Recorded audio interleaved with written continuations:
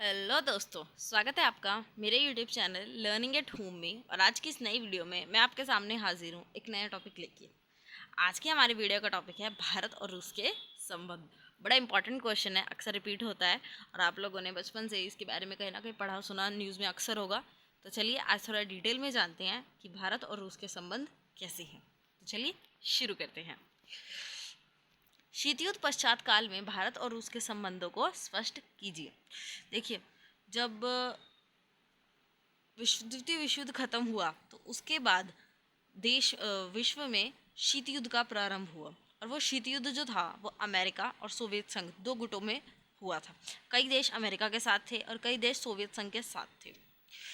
और ये जो गुट बनाए गए, इसके दौरान शीत युद्ध हुआ और बड़ा ऐसा लगता था कि तीसरा विश्व युद्ध भी होगा, लेकिन ऐसा नहीं हुआ। 1991 में सोवियत संघ का जब विघटन हो जाता है, उसके साथ साथ शीत युद्ध का अंत हो जाता है। और जब सोवियत संघ का विघटन होता है तब हमें मिलता है रूस। तो जो भारत और रूस के संबंध है, इनकी शुरुआत ही दोस्तों 1991 के बाद मुख्य तौर पे होती है, जब सोवियत संघ का विघटन होता है और रूस देश का जन्म होता है। तो चलिए शुरू करते हैं। भारत रूस संबंध भारत गणराज्य और रूसी संघ के बीच द्विपक्षीय संबंध और अंतर्राष्ट्रीय नीतियां हैं। जो भारत रूस के संबंध है वो और कुछ नहीं है, बल्कि भारत जो एक गणराज्य है और रूसी संघ के बीच में द्विपक्षीय संबंध है। द्विपक्षीय संबंध क्या होता है दोस्तों?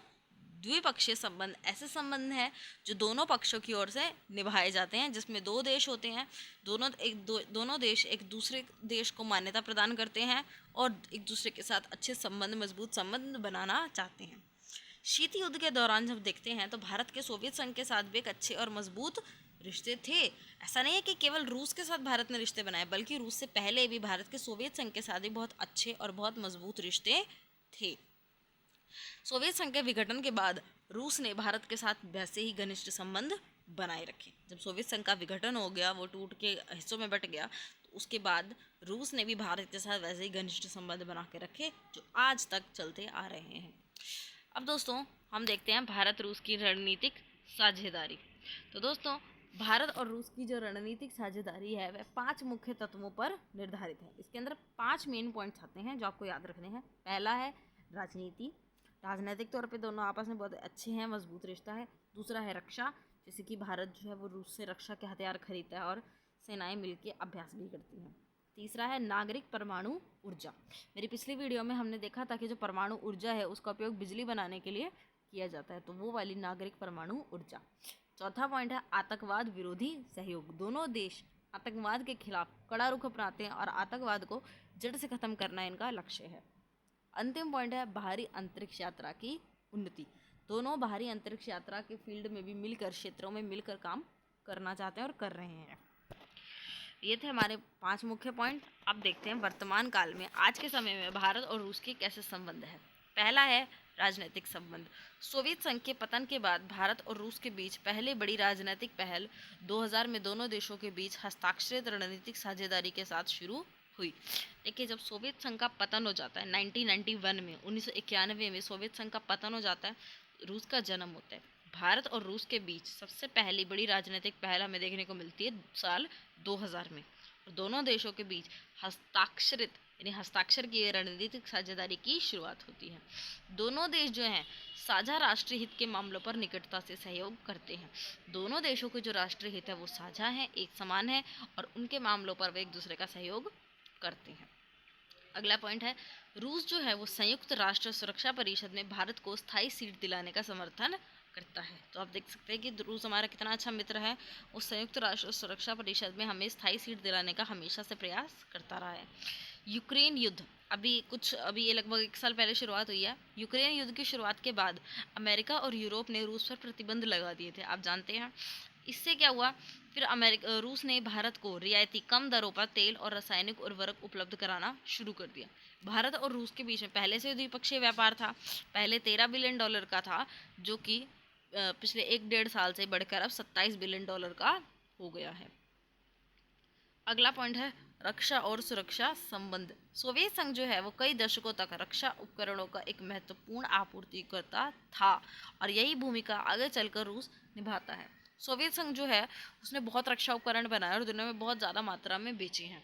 और यही काम आगे चलकर रूस भी करता है। अब दोस्तों 2012 और 2016 के बीच यदि हम देखें तो भारत जो है वो जितना भी रक्षा का उपकरण खरीदता है टोटल पूरे विश्व में, उसमें सबसे ज़्यादा और सबसे बड़ी हिस्सेदारी रूस की है, जो कि 68% है। भारत सबसे ज़्यादा अपने उपकरण रूस से खरीदता है, उसके बाद अमेरिका और बाद में सो ऑन।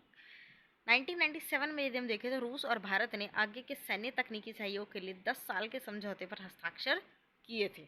1997 में दोनों देशों ने सैन्य तकनीकी सहयोग के लिए आने वाले 10 साल एक दशक के लिए हस्ताक्षर किए, जिसमें हथियारों को खरीदना, संयुक्त विकास और उनका उत्पादन करना ये सब शामिल है। अगला पॉइंट है हमारा दोस्तों व्यापारिक संबंध।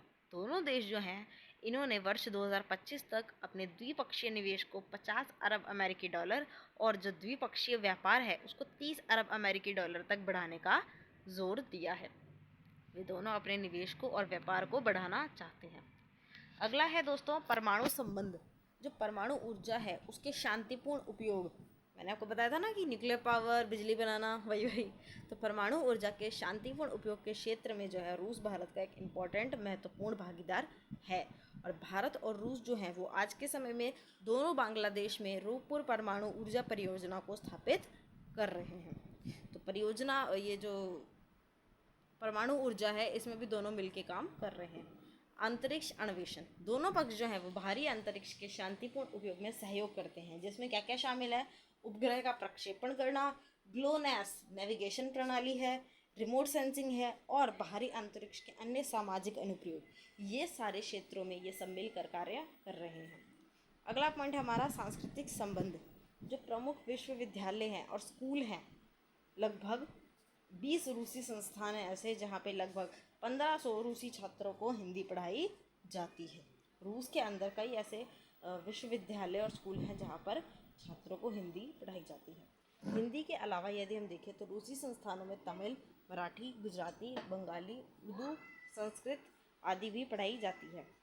भारतीय नृत्य, संगीत, योग और आयुर्वेद कुछ ऐसे विषय हैं जिसमें आजकल रूस के लोग भी रुचि लेते हैं। रूस के लोगों में हमें एक कुछ समय से एक अलग ही रुझान देखने को मिला है कि उन्हें भारतीय नृत्य, संगीत, योगा, आयुर्वेद इन सब में बहुत मज़ा आता है और वे इसमें बढ़ चढ़ कर हिस्सा लेते हैं।